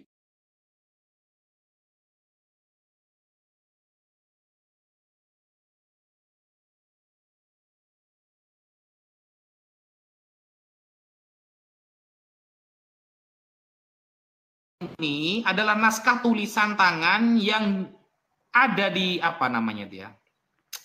Pada perkamen yang merupakan 2 lembaran dari sebuah manuskrip Al-Qur'an perdana Diyar. Ternyata di sini masih lebih dulu Al-Qur'an ya. Hasil tulisan tangan dimiliki oleh Universitas Birmingham dan berdasarkan hasil uji radiokarbon pada tahun 2015. Diperkirakan berasal dari kurun waktu antara 568 sampai dengan 654 tahun setelah wafatnya Rasulullah SAW. Manuskrip ini adalah bagian dari manuskrip-manuskrip Timur Tengah koleksi Mingana, dimiliki oleh perpustakaan riset apa ini namanya, Cadbury Research di Universitas Birmingham. Jadi masih sezaman dengan Rasulullah SAW. Kemudian masalah pertanyaannya Mas Rudi tadi di dalam surah Hud ayat ke-42. Lafalnya itu coba perhatikan Mas Rudi. Begini loh. wa hiya tajri bihim fi mawjin kal jibal wa nada nuhun ibnahu wa kana fi ma'zilin ya bunayya kam ma'ana wa la takum ma'al kafirin. Dan kapal itu berlayar membawa mereka ke dalam gelombang laksana gunung-gunung. Berarti kan sudah banjir. Ya. Dan Nuh memanggil anaknya. Lah, ketika kapal itu sudah terkena banjir, Nuh itu tetap memanggil anaknya untuk mengajak dia naik ke kapal dan tidak menjadi orang-orang kafir. Nah, ketika dia anak itu berada di tempat yang jauh terpencil, dia kan di dalam ceritanya, coba lihat di dalam Qasasul Anbiya yang ditulis oleh Imam Ibnu Katsir dan kitab-kitab tafsir yang lain, bahwa Kan'an ini mencoba menaiki gunung untuk mencari keselamatan sendiri. Nah, makanya Nabi Nuh memanggil dia karena saat itu sudah mulai banyak banjir. Lafalnya tajri, bukan jaro ya. Pakai kata sedang, bukan sudah, atau sudah banjir, bukan, sedang. Oke, Masya Allah. Jazakallah. Ya, terima kasih kawan-kawan. Setidaknya ada tembus 1000 ya. Dari tadi di bawah 1100. Ya, terima kasih Tat. Jazakallah. Oke, Tat. Semakin banyak kau buka Tat, semakin berbeda Nuhnya. Sekarang kamu mengakui yang Siham, kok anaknya yang dikutuk. Artinya kau mengakui bahwa anaknya Siham adalah si Kan'an. Berarti tafsir Ibnu Katsir atau tafsir ulama-ulama Muslim yang mengatakan anaknya yang mati itu adalah Kan'an sudah berbeda Tat. Sudah. Ya, terima kasih Tat. Kemudian kamu mengambil kalau ayah bersalah maka yang dihukum adalah itu kan hukum Tuhan. Sementara yang menghukumkan si Nuh bukan Tuhan. Paham nggak Tat? Nah, yang ku maksudkan sadar itu Tat, yang kau maksudkan itu kan dia mabuk. Makanya aku bilang kamu pernah mabuk nggak? Aku juga nggak pernah, Ustaz mungkin nggak pernah. Yang saya ketahui kalau orang mabuk dia nggak tahu apa-apa. Dia tersadar pikirannya belum kembali Tat, kan aku bilang belum jernih pikirannya. Ibaratnya dia tidur, orang mabuk kan rata-rata tidur. Diceritakan di situ kan dia tidur Tat. Tersadar di situ artinya dia bangun. Tanya orang mabuk Tat. Begitu dia mabuk berat, begitu dia terbangun, itu belum pikirannya 100%. Maka mereka menceritakan, tidak salah dia mengutuki anaknya Siham. Kenapa dia mengutuki anak Siham? Karena dia mungkin sudah jengkel melihat Siham. Kalau dikutukinya Siham, maka seluruh anaknya kena kutuk. Paham nggak Tat? Misalnya Siham punya anak 10. 10-10-nya terkutuk. Tapi karena dikutuknya cuma Kan'an, artinya anak itu saja yang terkutuk. Bisa jadi pada saat itu anaknya cuma 1 Tat. Kan sama aja mengutuk bapaknya sama dengan mengutuk anaknya karena anaknya cuma 1. Terkutuklah Ham. Maka terkutuk juga anaknya kan, keturunannya. Paham ya Tat ya? Nah, jadi di situ bukan firman Tuhan, tetapi itu bapaknya yang mengutuk atau si Nuh. Kemudian Tat, kamu menjelaskan mengenai gelombang itu Tat. Semua orang yang menonton ini sudah mengerti. Gelombang itu sudah setinggi gunung. Dan tafsir Ibnu Katsir bilangnya 80 mil. Atau 15 meter di atas gunung tertinggi Tat. Bagaimana anaknya masih bisa memanggil-manggil Tat? Di mana anaknya? Oh, di tempat terpencil. Apabila air sudah sampai setinggi gunung Tat, harus radius 100 km pun itu sudah rata dengan air. Sedangkan di Aceh kemarin hanya baru 10 meter. Sudah berapa kilometer itu tercapai? Pertanyaannya Tat, bisa nggak anaknya itu memanggil dari tempat terpencil? Arti terpencil jauh. Pakai apa dia memanggil? Ini yang kutanya. Dan mereka berdialog. Ayah anakku naiklah. Oh tidak ayah, aku akan mencari gunung. Gunung tertinggi. Dari sini saja Tat. Bagaimana saya mau percaya akan ayat ini? Secara logis. Nah rabi-rabi tadi, akui tidak ada mengatakan yang meninggoy adalah istrinya si Nuh. Yang kafir. Dan tidak ada mengatakan masuk dalam Batra itu 80 orang. Mereka tidak percaya itu. Artinya dalilmu sudah gugur semua. Sekarang mengenai Birmingham. Adalah alat pula ini.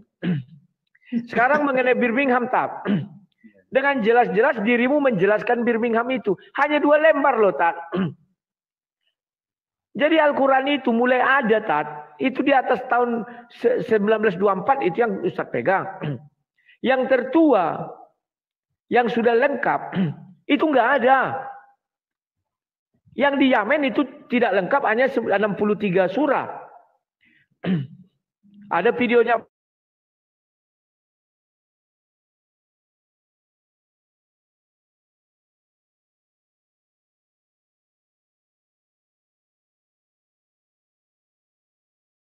Quran yang setebal ini 6.300 sekian ayat.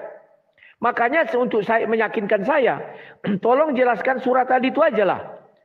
Bagaimana si Nuh bisa memanggil anaknya yang jauh sekali, yang sudah gunung setinggi air, dan buat logika biar kami yakin akan logika itu.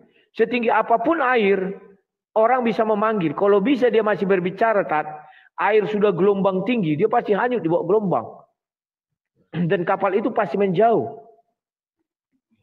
Logikanya nggak masuk, Bagaimana mereka bicara dan dikatakan di ayat selanjutnya, maka anaknya tenggelam. Sedangkan setinggi gunung aja dia belum tenggelam, masih bicara. Ya, terima kasih, Tat. Oke.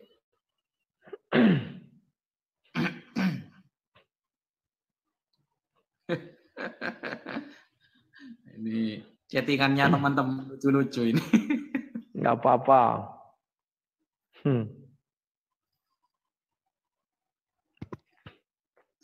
Ya, silakan, Tat. Oke.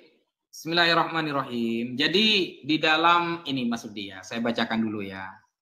Yang jenengan tanyakan kan di dalam surah Hud ayat 42. Ya. Mas Rudi kan punya tafsir gitu loh. Kenapa kok gak dibaca tafsirnya gitu? Wahya tajri bihim fi maujin kal jibal wa nada nuhun ibnahu wa kana fi ma'zil. Ya bunayya rukam ma'ana wa la takum ma'al kafirin. Dan kapal itu berlayar membawa mereka ke dalam gelombang laksana gunung-gunung. Titik. Dan Nuh memanggil anaknya. Ketika dia anak itu, Kan'an itu berada di tempat yang jauh terpencil. Apa katanya? Wahai anakku, naiklah ke kapal bersama kami dan janganlah engkau bersama orang-orang kafir. Makanya di sini juga menggunakan lafal tajri, ya, menggunakan fi'il mudhari juga. Dan kalau lihat di tafsir-tafsir itu, Mas, itu baru naik ke kapal, bukan sudah di tengah-tengah banjir, bukan. Coba sampean lihat di dalam tafsir Ibnu Ashur, At-Tahrir wa Tanwir. Nah, itu baru naik ke kapal itu yang dipanggil. Dan saat itu Kan'an lari ke atas gunung dia. Bukan ketika sudah banjir. Gimana kalau sudah banjir? Kan nggak masuk akal memang, gitu loh. Coba lihat di tafsir Tahrir wa Tanwir atau Ad-Durrul Mansur fi Tafsir bil Ma'thur Imam Suyuti. Begitu, ceritanya seperti itu. Makanya kan ketika dikatakan wahya tajri, itu kan titik kan. Wahya tajri bihim fi maujin kal jibal, titik. Wawnya waw istinaf dulu. Wa nada nuhun ibnahu wa kana fi ma'zil ya bunayya. Jadi beda itu ya. Beda pembahasan. Kemudian begini Mas Rudi. Tadi kan sudah saya sebutkan ya, di dalam Bereshit, di dalam Kejadian, itu Nuh sudah sadar. Ini Mas Rudi ngeles terus ini. Nuh itu sudah sadar, ketika beliau sadar, mendengarkan kabar bahwa Ham itu melihat auratnya. Ham itu melihat auratnya Nuh. Terus kok bisa Kan'an yang terkutuk gitu loh? Apa salah Kan'an ini? Kalau bisa jadi Mas Rudi, ya enak kalau bisa jadi. Dan ketika Mas Rudi mengatakan barusan, semakin saya menjelaskan tentang para ulama tafsir, perbedaan Rabi Yahudi, itu menunjukkan semakin berbeda Nuhnya. Loh, Mas Rudi ini gimana sih?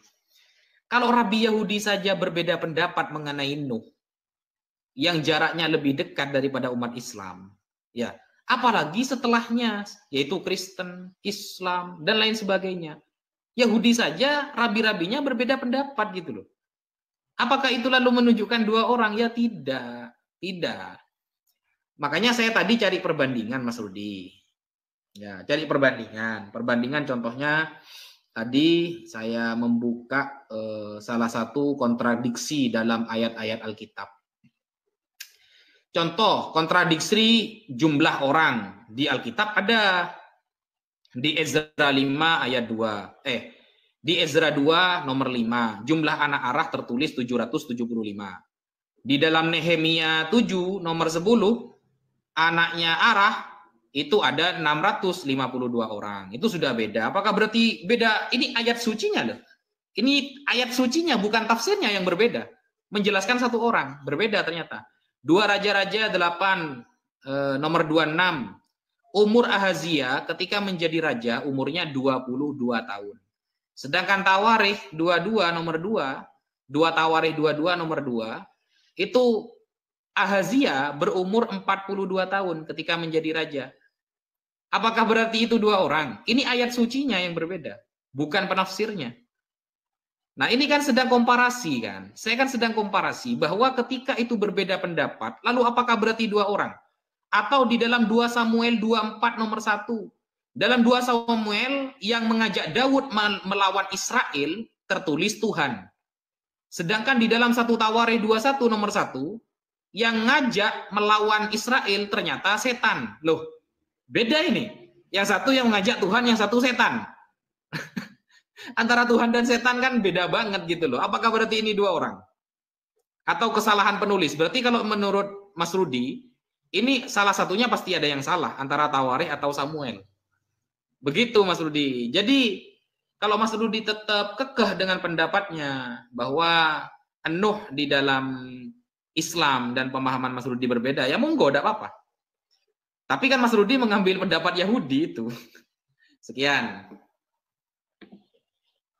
Masya Allah. Jazakallah.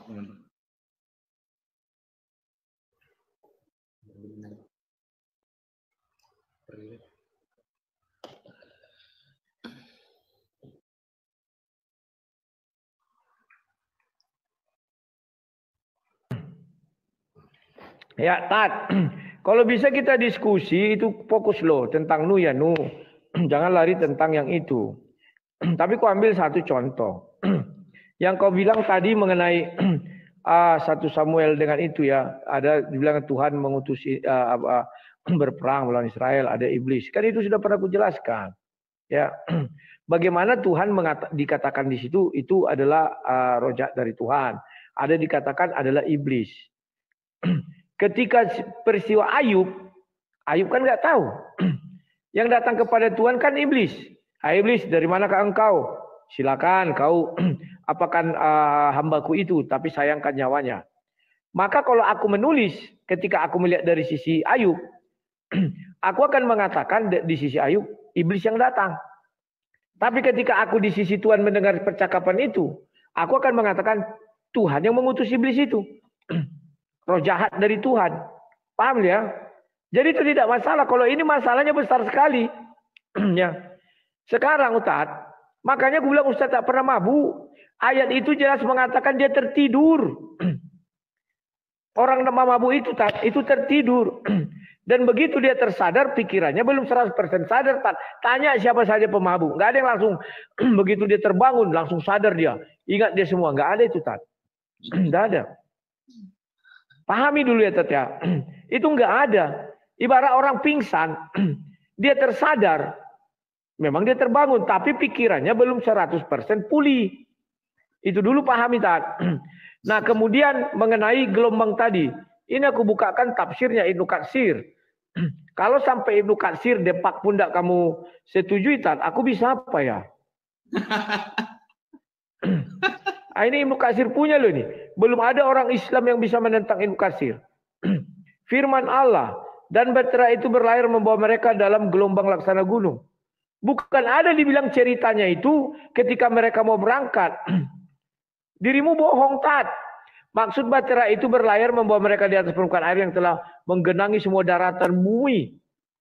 Yang ketinggiannya sampai menuju puncak-puncak gunung tertinggi dan lebih tinggi belasan hasta darinya. Menurut pendapat lain, tinggi banjir itu besar mencapai 80 mil. Kan sudah kubacakan tadi, Tat. Ya. Dan di sini tak ada cerita. Paham ya, Tat ya? Jadi, Tat, itu sangat tidak logis. Kalau mabuk masih logis. Tanya aja semua orang mabuk. Ketika dia sampai tertidur, dia nggak tahu apa-apa. Setelah dia terbangun dikatakan sadar, tapi pikirannya belum 100% pulih. Tapi ini gelombang sudah setinggi gunung. Masih bisa Nuh bicara sama anaknya dari tempat yang jauh.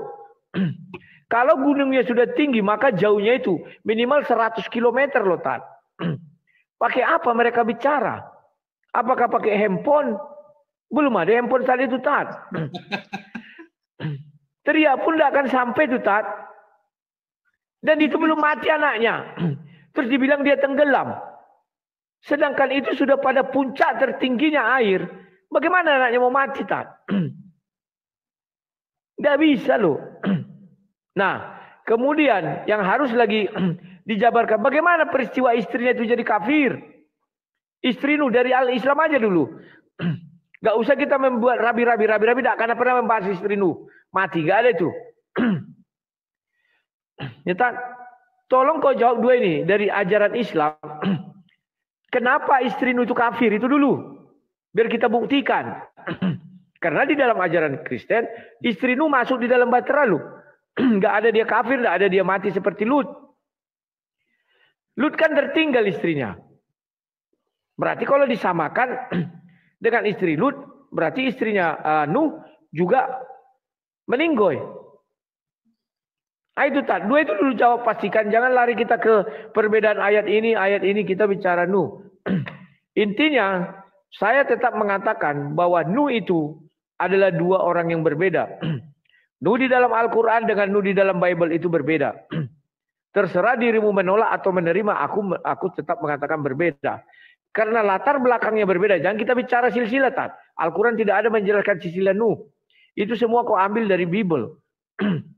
Karena kalau kita bicara dari Al-Quran, siapa bapaknya Nuh? Saya belum temukan dari tadi. Itu pun sudah merujuk perbedaan yang meruncing. Ya, Tat? Ya, silakan kalau ada yang mau ditambah, Tat. Ini sudah berapa jam kita nih? 1 jam. Ya. Di tempatmu udah berapa, Tat? Di tempatku 1 jam 47. Masih ada satu seri lagi ya, Tat ya. 1 jam 15 ini. Oh ya, siap. Nah, dirimu menjawab. Setelah itu aku nanti closing statement dirimu langsung. Baru aku closing statement terakhir. Silakan, Tat. Oke.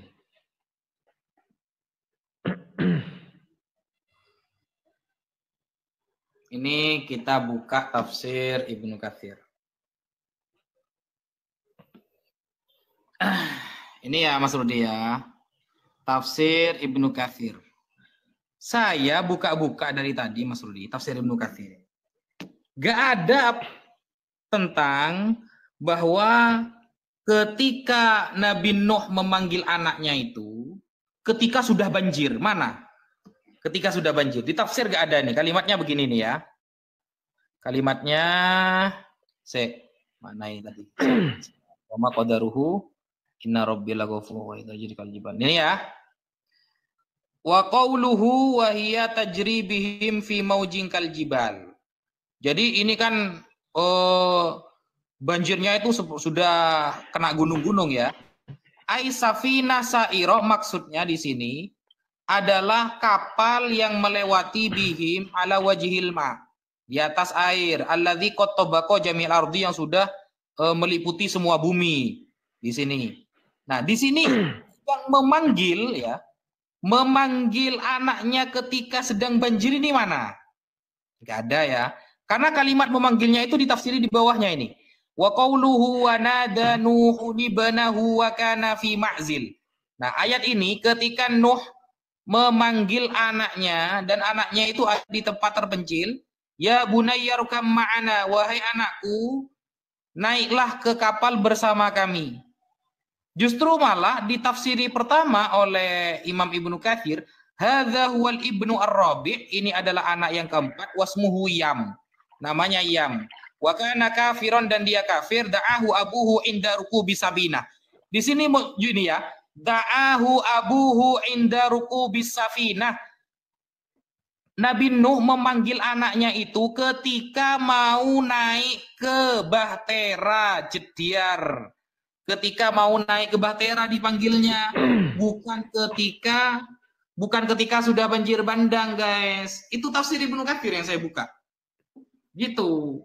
Nah, tapi Mas Rudi tadi yang saya tanyakan masalah terkutuknya Kan'an itu hanya asumsi, Mas Rudi.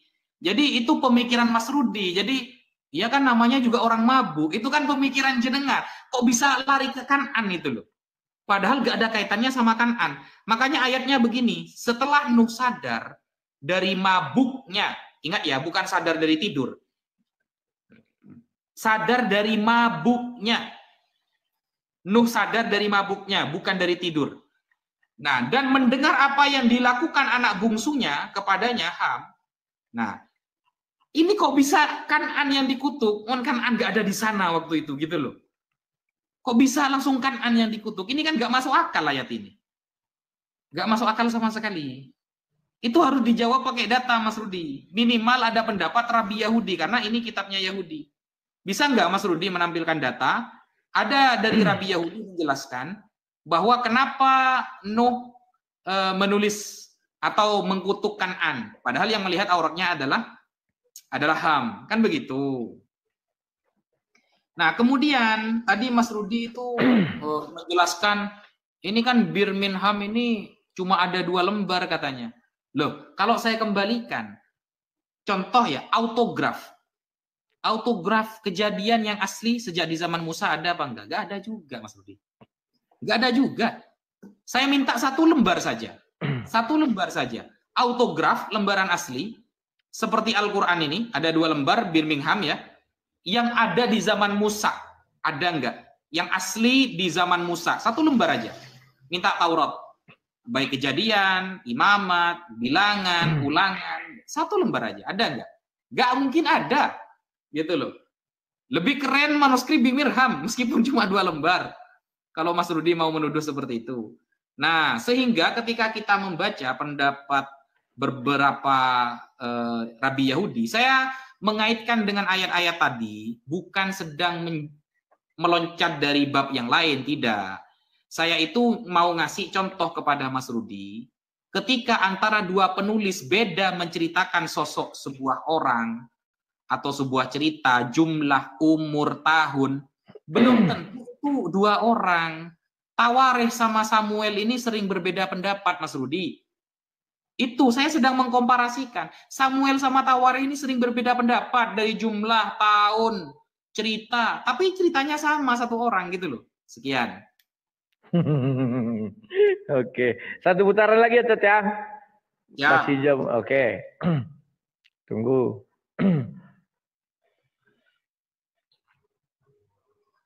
Ya, pencet tab. Biar aku sambut di sini. Oke. Siap. Terima kasih, Tat. Kalau mengenai autograf, Islam pun tidak punya autograf, Tat. Dari mana kau tahu ada Islam punya autograf, Tat? Itu sama tadi yang ku bilang itu. Papirus itu P berapa itu? Islam aja punya 2 lembar. Kami kitab lamanya masih ada, Tat. Jangan kau bilang nggak asli, Tat. Masih ada di dalam apa namanya itu ya, di dalam museum-museum, dan itu lebih tua daripada P berapa itu ya kalau nggak salah aku di Al-Quran itu. Yang Birmingham itu hanya 2 lembar itu, Tat. Lebih tua dari situ ada kitab-kitab Kristen. Terserah kau percaya atau tidak, itu nggak urusan kami, Tat. Urusan kami bahwa kitab kami memang banyak. Dan itu ada salinannya. Dan sekarang terjadilah seperti yang sekarang ini. Kan begitu, Tat. Kalau merujuk kepada di situ. Dan yang lucunya kalau kau pakai Birmingham sebelum Muhammad lahir itu sudah ada. Maka sangat besar praduganya yang di Birmingham itu adalah miliknya orang Nasrani, bukan miliknya Muhammad. Dan yang lucunya situ nggak ada ayat, Tat, nggak ada nama surah. Kalau bicara itu, saya kemarin sudah dikasih tahu oleh Pak Zulkarnain, itu nggak ada ayat. Ditambahi berarti siapa yang buat ayatnya itu, Tat? Kalau mengenai masalah itu, ya. Tapi kita lewatkan itu, Tat. Kita tidak ke sana. Dirimu tadi yang menyinggung itu, oke. Kemudian, Tat, mengenai mabuk, Tat, kan sudah gue jelaskan. Oke, sekarang kita buat yang tersurat aja ya. Yang tersurat di situ, Ham punya anak Kan'an, tidak punya anak lain. Sem belum punya anak. Paham ya, Tat? Misalnya dikutuk si Ham, Apakah sikan Anda tidak terkutuk? Terkutuk, Tat. Karena anaknya baru hanya satu-satu itu. Paham ya, Tat ya? Logika berpikirnya masuk ya. Secara tertulis, tersurat. Si Sam belum punya anak, di situ dikatakan. Maka yang dimuliakan dia adalah si Sam, enggak anaknya. Paham enggak, Tat, maksudnya? Tapi yang lucu itu, Tat, justru Tuhanmu, tingkat Tuhan loh. Yang disuruh sujud malaikat, komparasi juga. Yang disuruh sujud malaikat, yang kena marah iblis. Iblis bukan golongan malaikat, tapi jin. Masa Allah nggak tahu iblis itu jin? Gimana sih, Tat? Dan sampai hari ini Ustaz tak bisa menyebutkan apa kekafiran istrinya si Nuh. Cari dulu saya. Dan kemudian mengenai gelombang itu, Tat. Ayatnya sudah jelas. Tidak ada dimulai dari dia memanggil. Terbalik, Tat. Ayat itu mulai dan Hud kok dari Hud. Dan sebentar, ayatnya begini. Dan kapal itu berlayar, Tat. Bukan dibilang belum berlayar. Gimana sih, jelas sekali. Dan kapal itu berlayar. Membawa mereka dalam gelombang laksana gunung, titik. Dan masih bersambung. Nuh memanggil anaknya ketika anak itu berada tempat yang terpencil, Tat. Gimana sih? Oke, kita anggap belum ada air bah. Anaknya di tempat terpencil. Pakai apa dia menghubungi anaknya, Tat? Nuh ini dekat kapal ini. Tetap aja logikamu apa namanya, Tia? Enggak cocok, Tat. Anaknya di tempat terpencil, katakanlah kalau saya di sini, tempat terpencil itu di tempat saya ini 3 km dari sini. Kedengaran enggak suara saya 3 km dari sini? Enggak kedengaran, Tat. Tambah parah. Kenapa anaknya lari? Sementara dia belum berbicara, belum bicara air bah datang. Logikanya enggak masuk, Tat. Lihat ini, apa jawab anaknya? Ketika anak berada tempat yang terpencil, wahai anakku, naiklah ke kapal bersama kami. Janganlah engkau bersama orang kafir. Ayat 42. Ayat 43 aku bukakan dulu. Logikanya enggak masuk, Tat. Kalau kau bilang itu sebelum berangkat. 43 dibilang begini. Dan ia anaknya menjawab, aku mencari perlindungan ke gunung yang dapat menghindari aku dari air bah. Orang air bah belum datang. Kok dia tahu air bah akan datang? Kalau dia tahu air bah akan datang, tentu dia masuk kapal. Gimana sih logikanya? Aduh, Tat. Ya. Dan Nuh berkata, tidak ada yang melindungi dari sisa pada hari ini, katanya. Jadi logikanya nggak masuk. Tafsir yang kau bilang itu kan 2 ayat langsung itu. Lucu jadinya, Tat. Itu sudah setinggi gunung, kalimatnya titik dan pakai dan. Dia berbicara sama anaknya, tiba-tiba kau bilang air bah belum ada. Sementara anaknya bagaimana dia tahu? Aku akan lari untuk menghindari air bah. Aduh, Tat. Silakan, Tat. Dan sebelumnya tidak pernah terjadi air bah ya, Tat. Itu baru pertama sekali. Terakhir ya, Tat. Dirimu penutup. Habis itu langsung closing. Baru aku. Silakan. Sudah jam 1.16. Wah, menang terus Ustaz Wafibah. Gak pernah lagi aku menang. Gak apa-apalah. Silakan, Tat. Ya. Masalah istri Nabi Nuh. Istri Nabi Nuh itu diceritakan di dalam agama Islam. Dia itu kafir ya.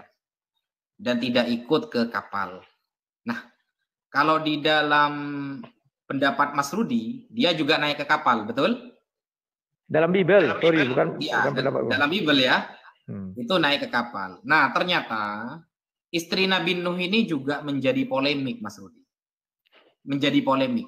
Kalau kita lihat ya, di dalam Taurat Kejadian 6 nomor 18. Allah berkata kepada Nuh, tetapi dengan engkau aku akan mengadakan perjanjianku. Dan engkau akan masuk ke dalam bahtera itu. Engkau bersama-sama dengan anak-anakmu dan istrimu dan istri anak-anakmu. Ingat ya. Engkau bersama dengan anak-anakmu dan istrimu dan istri anak-anakmu. Nah, di dalam kitab Tobit ditulis sekitar 225 sampai 175 sebelum Masehi, ternyata tidak menyebutkan nama istri-istri di bahtera Nuh. Nah, tidak disebutkan di sana. Nah, kemudian di dalam kitab Yobel juga yang ditulis di tahun 160 sampai 150 sebelum Masehi. Nama-nama istri Nuh, kemudian satu ya, Emzara, putri dari Rakel, putra dari Metsusaleh. Kemudian istri Shem, istri Ham, istri Yafet. Di sana tidak disebutkan di sana. Nah, kemudian di dalam Perjanjian Baru 1 Petrus 3 nomor 20 yang ditulis di akhir abad ke-1 Masehi, ya, menyatakan bahwa terdapat 8 orang di Bahtera. Nah, ini kan berarti ada perbedaan pendapat gitu loh. Dulu saja ada perbedaan pendapat. 1 Petrus itu mengatakan ada 8 orang. Ternyata kitab-kitab sebelum itu masih berbeda pendapat. Ada yang tidak menyebutkan istrinya. Ada yang tidak ikut. Nah, sehingga perbedaan-perbedaan itu tidak menunjukkan berarti Nabi Nuh itu 2 orang. Enggak, Mas Rudi. Tidak menyebutkan berarti itu 2 orang, tidak. Itu tetap 1 orang. Kenapa? Karena satu, sama-sama Nuh namanya, Noah. Yang kedua, sama-sama oleh Tuhan disuruh buat bahtera. Dan yang ketiga, dia adalah orang yang mengajak untuk menyembah Tuhan. Yang keempat, dia memiliki anak yang namanya sama. Yaitu 1, Yafet, 2, Ham, 3, Shem. Yang keempat, Kan'an ini menjadi perselisihan. Baik antara Rabi Yahudi ataupun ulama di dalam Islam. Nah, makanya lafadznya kan begini di dalam Al-Quran. Innahu laisa min ahlik. Innahu amalun ghairu saleh. Ahlik, keluarga. Tidak menyebutkan ibnik, tidak. Anak, kalau ibnun kan anak, atau waladun kan anak. Tapi Al-Quran menarasikan ahluk. Ahlun itu keluarga. Maka itu lebih umum kalimatnya. Nah, kemudian tadi Mas Rudi memaksakan surah Hud ayat 42.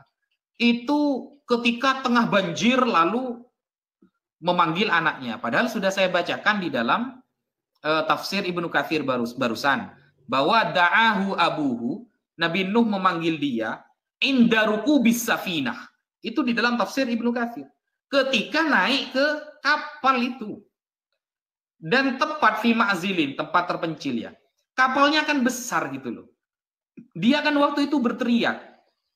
Dan jaraknya kita kan tidak tahu karena tidak ditentukan oleh kedua kitab suci ini. Jaraknya antara Kan'an dengan Nabi Nuh ini kan tidak jelas. Bisa jadi jaraknya cuma mungkin 200 meter. Karena saat itu memanggil itu ketika mau naik kapal. Berarti kan tidak terlalu jauh tempatnya. Nah, itu kan bisa dilogikakan gitu loh. Tapi yang nggak bisa dilogikakan ini, setelah sadar dari mabuk, Nuh sadar dari mabuk, ternyata yang memanggil anaknya, kemudian diceritakan kepada anaknya, yang dikutuk adalah Kan'an sebagai cucunya Ham. Coba lihat ya, perhatikan ayatnya ya. Kejadian 9 nomor 24. Setelah Nuh sadar dari mabuknya dan mendengar apa yang dilakukan anak bungsunya kepadanya. Ini ya, anak bungsunya. Ada kata anak bungsu. Jangan-jangan Kan'an ini anak bungsunya Nabi Nuh loh. Karena ada disebutkan nama di sini, anak bungsunya. Diar, selamat datang di kebenaran. Begitu Mas Rudi.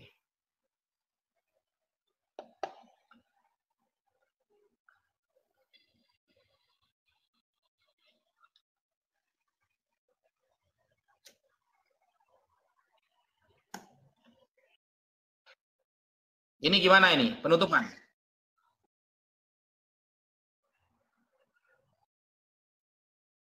Oke. Bismillahirrahmanirrahim. Untuk penutup, di sini saya menerangkan yang pertama bahwa ada banyak kesamaan antara beberapa kitab suci yang menerangkan tentang Nabi Nuh, teman-teman. Seperti Nabi Nuh sama-sama orang yang mengajak kepada ajaran Tuhan. Sudah saya terangkan di awal bahwa Nabi Nuh ketika diutus oleh Allah, dia mengatakan kepada kaumnya untuk menyembah Allah saja. Itu tertulis di dalam surah Al-A'raf ayat 59. Laqad arsalna Nuhan ila qaumih, sungguh kami telah mengutus Nuh kepada kaumnya, Faqala ya qaumi ibudullaha ma lakum min ilahin ghairuh.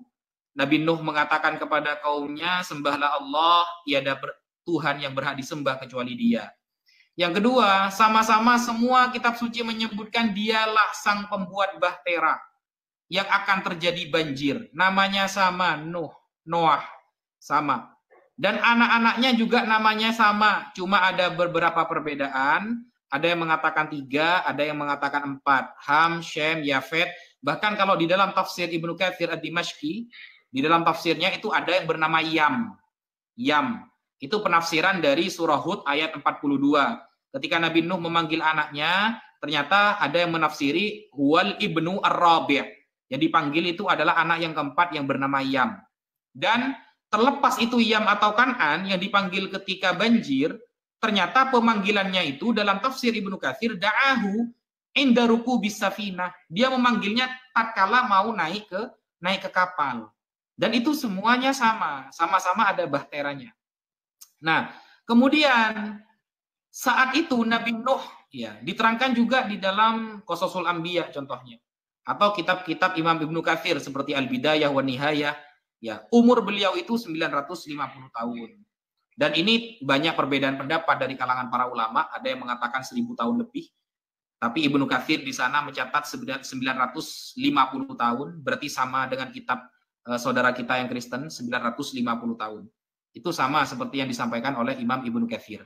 Itu sebenarnya bukan hal yang krusial, karena ketika berbeda pendapat lalu itu beda orang, itu saya kira terlalu labil untuk berpendapat seperti itu, teman-teman.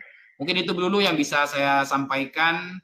Kurang lebihnya mohon maaf, dan ingat nama Nabi Nuh itu tetap seperti yang saya sampaikan barusan, bahwa dia adalah anak dari Lameh, dan sanadnya, nasabnya nyambung kepada Nabi Khanuh, atau kita katakan Nabi Idris, dan terus nyambung kepada Nabi Syith yang merupakan anaknya Nabi Adam alaihissalam. Sekian.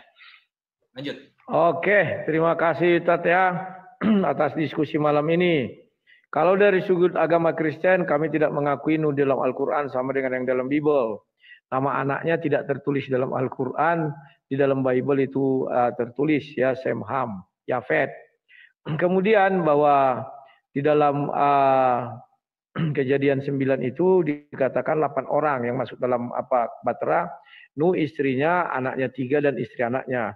Sama dengan di Petrus tadi 8 orang yang selamat. Di kitab-kitab lain juga dikatakan 8 orang. Nggak ada lebih dari 8 orang ya. Kenapa? Kalau ada orang yang percaya lagi berarti gagal dong firman Tuhan yang mengatakan dia mau menghukum orang gara-gara orang itu tidak percaya. Maka menyesallah aku, katanya di Kejadian 6. Nah, kemudian kalau dikatakan kenapa dia mengutuki anaknya si Kan'an, karena secara tersurat yang punya anak pada saat itu hanya si Ham. Si Ham punya anak si Kan'an. Dikutuk si Ham sama dengan mengutuki seluruh anak cucunya. Maka si Nuh mengambil sebuah kebijakan, cukup si Kan'an aja yang dikutukinya. Karena si Ham baru punya anak 1. Itulah kebijakan daripada si Nuh. Kemudian si Sem belum punya anak. Maka dia diberkati atas nama si Sem. Artinya seluruh keturunannya diberkati. Ya. Kemudian bahwa di dalam Bible ini dikatakan istrinya juga selamat, tidak mati dan tidak kafir. Jadi ini sudah hal yang berbeda. Baru silsilah Nuh dijelaskan juga di dalam Bible. Umurnya juga dijelaskan 950 tahun. Kalau di Quran ada ya itu ya bukan tafsir, itu ada 1000 tahun kurang 50 tahun. Ya. Jadi itulah perbandingannya semua, bahwa saya tetap berpendirian bahwa Nuh dengan Nuh di dalam Al-Quran itu beda. Jadi tidak mungkin ada satu Tuhan yang sama berfirman berbeda di dalam 2 kitab suci yang berbeda juga. Ya, sekian dan terima kasih. Mohon maaf kalau ada kata-kata yang salah. Ini hanya sekedar diskusi. Jangan dibawa ke hati, apalagi sampai lapor polisi. Terima kasih, Tat. Sampai jumpa lain waktu dan kesempatan ya, Tat.